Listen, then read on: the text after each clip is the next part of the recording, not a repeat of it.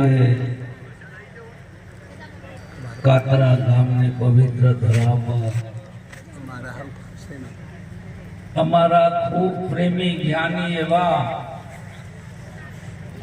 સેનજીરામ મહારાજે જ્ઞાન યજ્ઞનું આયોજન કર્યું છે. સંતો અહીંયા પ્રેમથી પધાર્યા છે. અમારા મોરબાજીથી બાબુરામજી મહારાજ છે, પથીરામ બાપુ છે. એમને સેનજીરામ મહારાજની ગુરુગાદી મણિરામ મહારાજ, ઈશ્વરરામ મહારાજ છે, અમારા મહેન્દ્રરામ મહારાજ છે, હરદેવપુરી બાપુ છે. થોડું બોલાવો પૂરો નંબર હાથનો છે ને એ મોબાઈલ મનો મારો શાંતિ જે થાય સેવા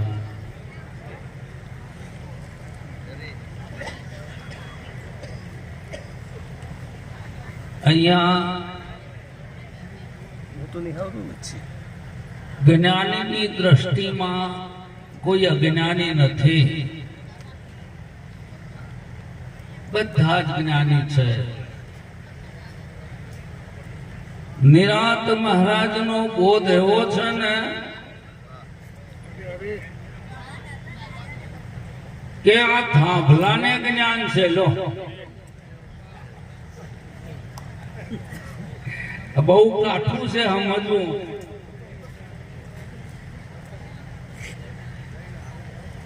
નિરાંત કહે નિષ્ઠાનું ફળ માનો કે ના માનો, જ્ઞાન થવું એક નંબર, પણ નિષ્ઠા બી બહુ મહત્વની બાબત છે. અને શિષ્યએ ગુરુ પાસેથી ઉપદેશ લીધા પછી ગુરુની વાતમાં નિષ્ઠા ના આવે, ને ઘણી વાર નિષ્ઠા ના આવે તો ગુરુને છોડીને હાલ્યો જાય. 15 વર્ષ થઈ ગયા, કેટલા 15 વર્ષ ગુરુને છોડીને એક શહેરમાં શિષ્ય ઉભો છે. શિષ્ય ભૂલી જાય છે પણ ગુરુ કદી ભૂલતા નથી. અને ગુરુ શિષ્ય ઉભો છે, ગામમાં સવારી નીકળે છે, ત્યારે ગુરુ શિષ્યને ઓળખી ગયા છે. પાસે જઈને કહે છે કે ભાઈ આ શું છે? એટલે કહે છે કે આ સવારી છે. કે સવારી કોને કહેવાય? આ શિષ્યને ગુરુ પૂછે છે કે આ હાથી છે, હાથીની અંબાડી ઉપર જે બેઠા છે રાજા છે, એ બધું મળીને સવારી કહેવાય. ફરીવાર પૂછે છે ગુરુ, ફરીવાર પૂછે છે, મને સમજાતું નથી કે આ રાજા અંબાડી ઉપર બેઠા છે, બધું મળીને સવારી છે. ત્યારે કે મને સમજાતું નથી. ગુરુ ના પાડે છે, શિષ્ય સમજાવે છે, પછી કહે છે કે તમારે પ્રેક્ટિકલ જ્ઞાન જોઈએ છે. આ જ્ઞાન છે એ પ્રેક્ટિકલ છે. એક જ્ઞાન છે अनुमान નું છે. अनुमान का आशरा छोड़ते बाल का उलट कर देख ले अपना जी, बिना समझेंगे जो नाम जपे वो तो रहे इनका सपना जी. आप में ताकीद कर ले, छोड़ दे मन की कल्पना जी. कहे कबीर पड़गड़ देदार पयो ठीक झापकी सीधा जा. આ જ્ઞાન પ્રેક્ટિકલ છે, કોઈ અનુમાન નું નથી. અને એ વખતે ગુરુ કહે છે, શિષ્ય કહે છે કે તમારે જો પ્રેક્ટિકલ કરવું હોય તો તમે હાથી બની જાઓ. ગુરુ 4 પગ, 2 હાથ અને પગે હાથી બની જાય. એના ઉપર શિષ્ય બેસી જાય છે. જુઓ કરુણાનો સાગર સદગુરુ શું છે એ પોતે હાથી બને છે, શિષ્યને ઉપર બેસાડે છે, પછી પૂછે છે બોલ કે આ ઉપર હાથી એ હું હાથી છું. શું કે છે? શિષ્ય કે છે કે હું હાથી છું, અને નીચે ગુરુ કે છે કે હું ગુરુ છું. અને એ વખત કહ્યું આ હું ઉપર હતું તે નેચર કેવી રીતે આવ્યું? આ હું ઉપર હતું નીચે કેવી રીતે આવ્યું? ત્યારે પેલાને ખ્યાલ આવ્યો શિષ્યને, હા આ વાત તો મારા ગુરુ કહેતા હતા. એ હોને કોઈ રામ का છે, એ હોને કોઈ કૃષ્ણ का છે, એ હોને કોઈ નિરાત का છે, અને એ હોને સંત કે છે, પરમાત્મા કે છે, એને બ્રહ્મ કે છે. જ્યાં સુધી અસ્તિત્વ આધ્યાત્મિક જગતમાં પ્રથમ પ્રશ્ન હોય તો હું કોણ? આગળ કોઈ મહાત્મા બોલ્યા હતા, આ જગતમાં ત્રણ અનુભવ કોઈને નહીં હોય. ગમે તે હશે ને ત્રણ અનુભવ નહીં થાય. પહેલો અનુભવ હું નથી એવું કોઈ નહીં કે. તમે કોઈ બીને પૂછો, જ્ઞાની હોય કે જ્ઞાની હોય, હું છું. બીજો પ્રશ્ન, જન્મનો કોઈને અનુભવ નથી.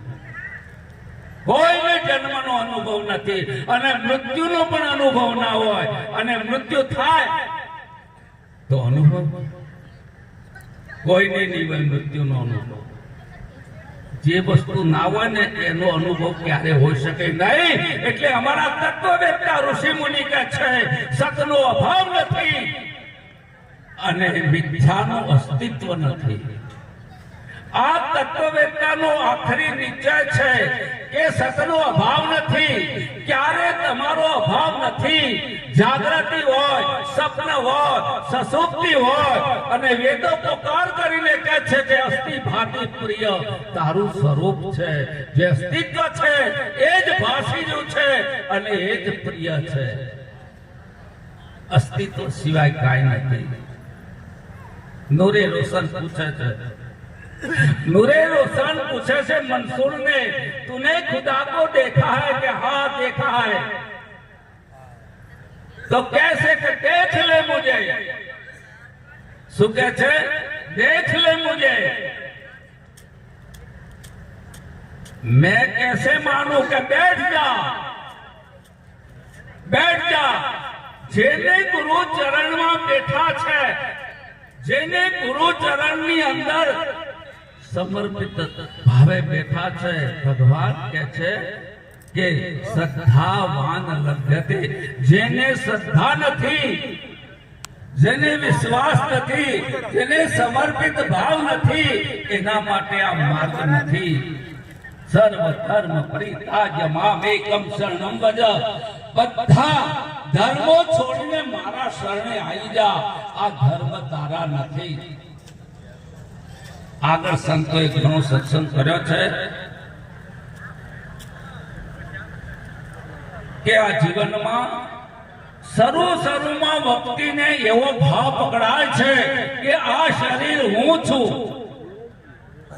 અને બીજો ભાવ એવો પકડાય છે મોટા ભાગના વર્ગને કે કરતા હું છું. તમે એટલો વિચાર કરજો. એક દ્રષ્ટાંત છે સરસ, અને મને રુચિકર છે. વારે વારે કહું છું કે વિષ્ણુ ભગવાને અટલ પદવી આપી ધ્રુવને, અને એ વખતે કહ્યું, ધ્રુવ પ્રશ્ન કરે છે વિષ્ણુ ભગવાનને કે હે પ્રભુ, આ અટલ પદવી આપનાર કોણ અને આ હું લેનારો કોણ? આ અટલ પદવી આપનાર આપ કોણ છો અને આ લેનાર હું કોણ છું? અરે આ સત્સંગ કરનાર હું કોણ અને તમે સાંભળનાર કોણ? આટલું જો સમજી જાય તો નિરાતને સમજ્યા છો. બાકી નિરાતને સમજવું બહુ દુર્લભ છે. એ વખત કહે છે કે હે ધ્રુવ, આનો ઉત્તર દેવાથી હું વિષ્ણુ નથી રહેતો અને તું ધ્રુવ નથી રહેતો. સમજાય? બિંદુ છે સિંધુ ભયો નામે ભયો નિરાશ એક બુંદ સાગરમાં ભરી જાય તો સાહેબ હું બુંદ છું એમ ન કે નદી સાગરમાં ભરી જાય ને હું ગંગા છું એવું ના કે કહી શકે તાકાત છલાંગ મારી છે કે નાવ में નદિયા ડૂબી જાય અમારા મહેન્દ્ર અંબાણી નાવ में નદિયા આખો સમુદ્ર જ્યારે એક બુંદમાં સમી જાય એવું કહેનાર વિરલ પુરુષો છે આખું બ્રહ્માંડ જેમાં જહાં સે પુના વાઈ સમાના સુંદર રૂપ નિર્વાણી જેમાં આખું બ્રહ્માંડ સમી જાય છે અને એ વાત લીલામાં છે બીજ રૂપી છે નામ ગુણે વધ્યો વિસ્તારો સુણતા ઉપજે મોહ એ માયાનો જાળો આખા બ્રહ્માંડનું જે બીજ છે એ નામ છે અને એ ચૈતન્ય છે એ ઈશ્વર છે અને એની આ અભિવ્યક્તિ છે એનો વિલાસ છે અને એના સિવાય બીજું કાંઈ નથી અનંત જન્મોના અંતે સર્વ કાંઈ વાસુદેવ એવા મુનિ દુર્લભ છે અને શ્રુતિ પણ કહે છે પૂર્ણમદ પૂર્ણમિદમ પૂર્ણાત પૂર્ણમુદચ્યતે પૂર્ણસ્ય પૂર્ણમાદાય પૂર્ણમેવાવશિષ્યતિ પૂર્ણમાંથી પૂર્ણ લેતા પૂર્ણ બાકી બચે છે બોલો સદગુરુ બાપુ શ્રી